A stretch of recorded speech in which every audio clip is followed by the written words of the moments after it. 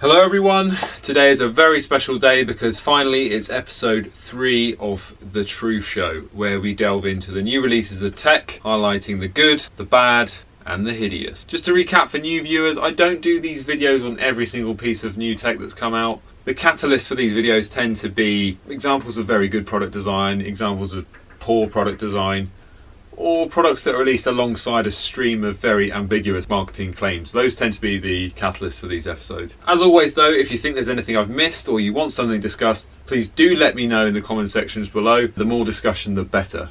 One more quick point of housekeeping actually is that I can now do live streams. So if you want these videos in like a live format with live banter, let me know and we'll make it happen right here, right now, or at some point in the future.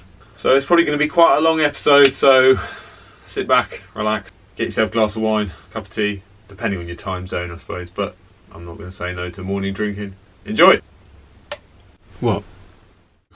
Without further ado, let's get back to bikes, and we're going to start the show with a brand that I'm very fond of, and that's Canyon. But I want to talk about Canyon downgrades. So for the last couple of weeks the cycling media has been worshipping Canyon for the continuation of the very popular Aeroad range and their offering of this bike at a lower entry level with the 105 disc group set.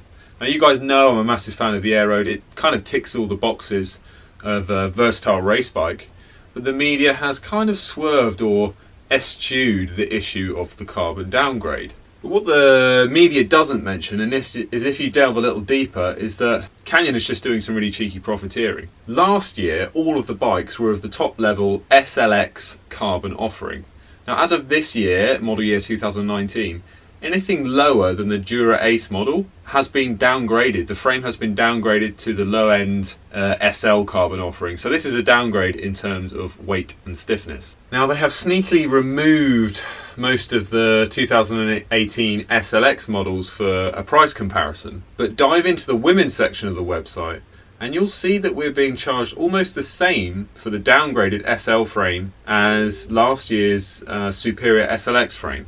Now what makes it even more sour for me is I was actually thinking of buying one of these bikes this year, but now I won't, because I was probably going to get the old Tegra model, and let's face it, that's kind of like the wise owl's choice of buying any mid to high end road bike. Is it offers kind of the best value, performance and weight.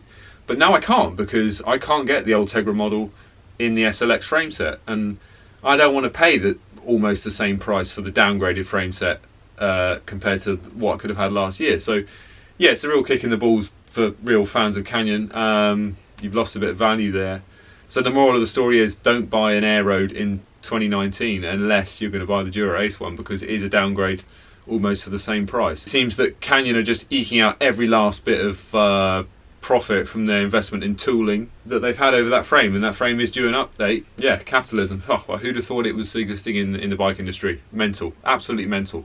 Yeah, so wait for the new one. It'll probably be a new one end of next year or mid to next year. Might even see some new Aeroads ridden in the Tour de France, who knows. But that frame is due an update, so my advice would be find an old frame from 2018, look in the Canyon outlet. They've still got plenty of SLX models in there at different levels, heavily discounted, but don't buy the 2019 version because it's a downgrade. Now probably the stiffness of the frame hasn't really been affected that much, and the weight's gone up by 200 grams or so, but that extra 200 grams really isn't going to make a blind bit of difference to most people. But still, in the back of your mind, you're going to know that you've purchased the inferior frame compared to last year for almost the same price, and that's enough to put some people off for sure.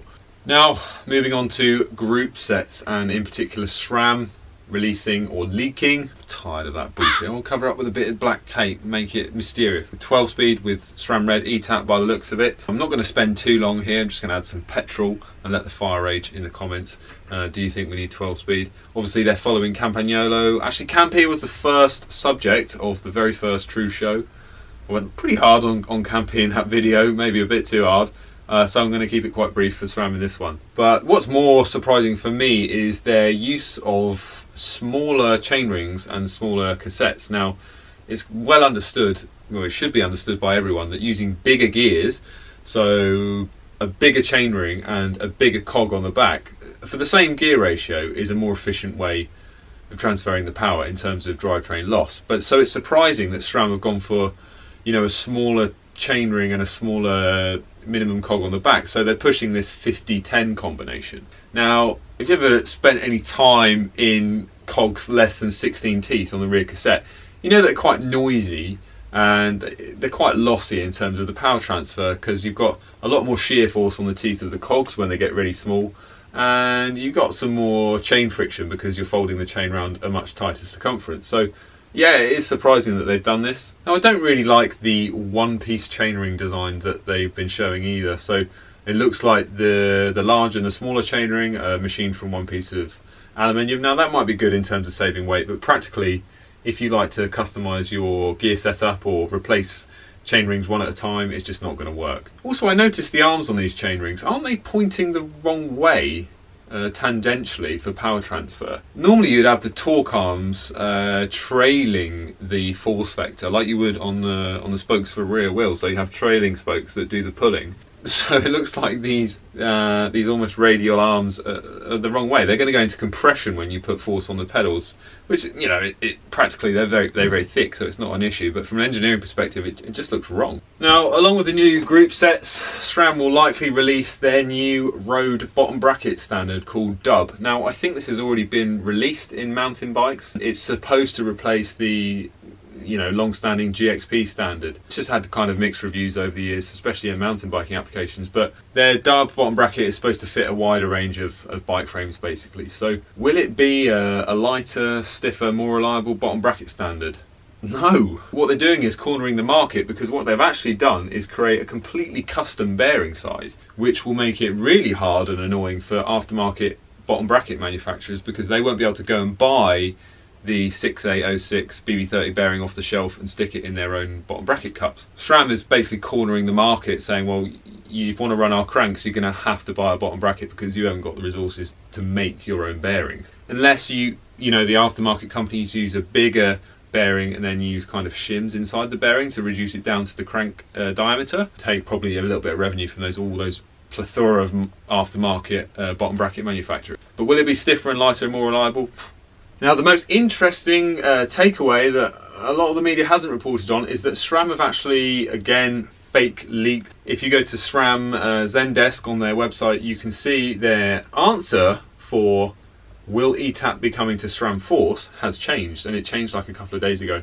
And basically they're saying, yeah, eTap is coming to SRAM Force, which for me, I think that's the most interesting part of this group set release. It's going to be quite disruptive in terms of price, especially Shimano are going to have to put their ideas up because they haven't gone wireless at all.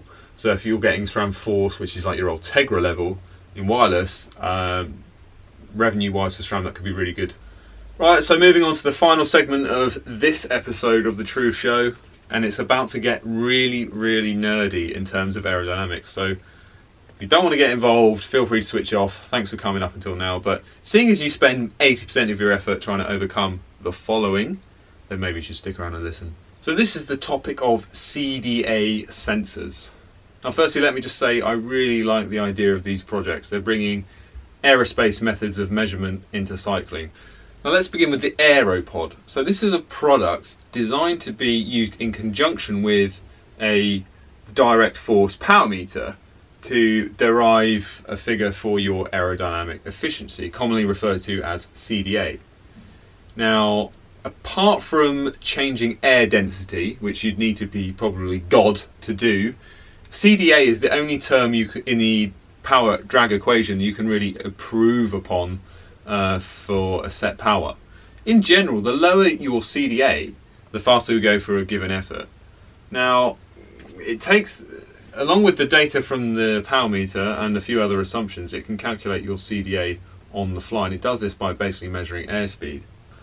Well, the first issue I see with the Aeropod is the pitot tube design itself. Now, pitot tubes traditionally work very well in high airspeed applications like aircraft or in Formula 1, where the yaw angles are quite small and the stagnation pressure, which is basically the ramming air force down the tube, is quite high and consistent, and the static air pressure outside of that tube is quite steady and quite low. Now, with the bike application, you've got transient conditions outside. You know, it's different to a velodrome or a wind tunnel. Outside, you've got buffeting, you've got flow that's constantly separating and reattaching off various bits of road furniture. You know, the wind direction can change, and in general the yaw angle is definitely not steady. So I can imagine the tube nature of this sensor makes it quite hard to calibrate in real world outdoor conditions. To put it more simply, in slow outdoor kind of more choppy air, it's difficult to get a consistent stagnation pressure inside the pitot tube. Now the other product I want to mention is a product called Velosense, and it's kind of the same, it measures CdA by the same principle. It's measuring airspeed from dynamic air pressure. Now GCN have said that they're not using a pitot tube. They did a little feature on this and they're saying it's not using a pitot tube. Well, they're kind of wrong, because it is, although it does lack the traditional kind of tube nozzle shape of the Aeropod.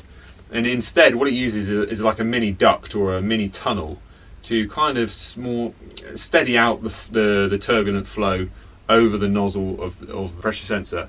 It also has differential pressure sensors on the sides of the little duct, which I suppose they can calibrate at different yaw angles and time average that to actually get a figure for yaw angle, so they can understand the yaw angle, whereas the Aeropod probably can't in that application.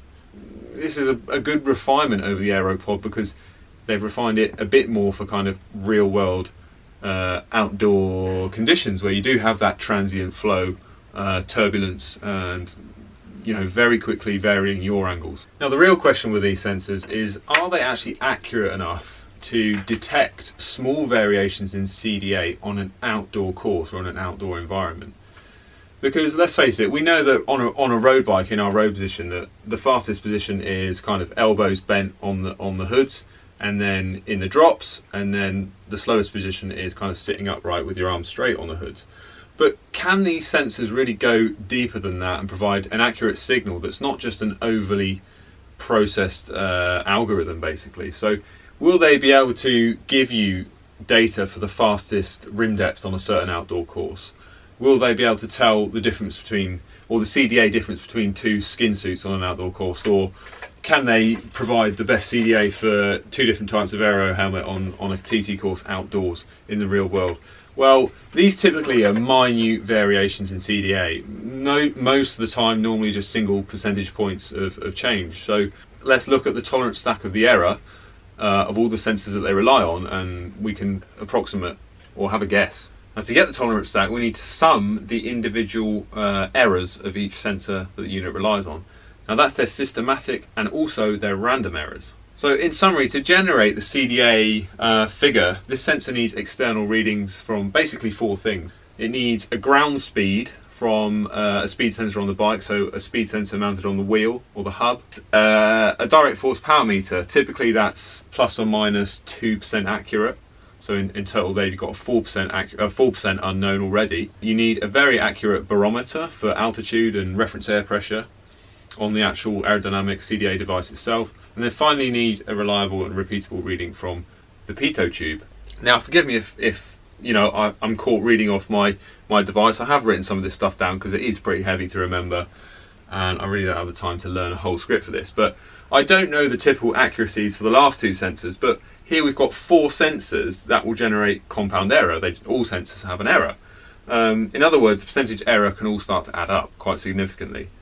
Now, the two sensors that deal with calculating airspeed, which would be the wheel speed sensor and the pitot tube on the device itself, they need to be especially accurate because the velocity term in the CdA power drag equation is cubed.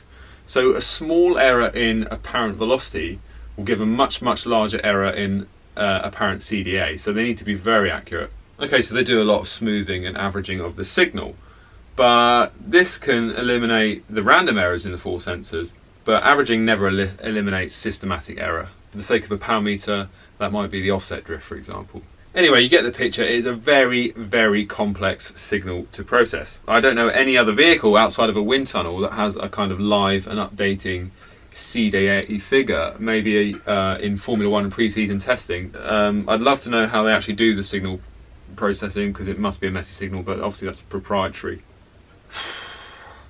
So ladies and gents, that wraps up episode 3 of the Truth Show. A little long-winded there at the end, if you'll excuse the pun. But if you stayed with me, then I really do give my thanks, because yeah, that was quite meaty, that last bit. But as always, if you enjoyed this and you want to see more of these type of things, please do like and subscribe. Cheers. Can always rely on roadworks at 11 o'clock at night. Shut up!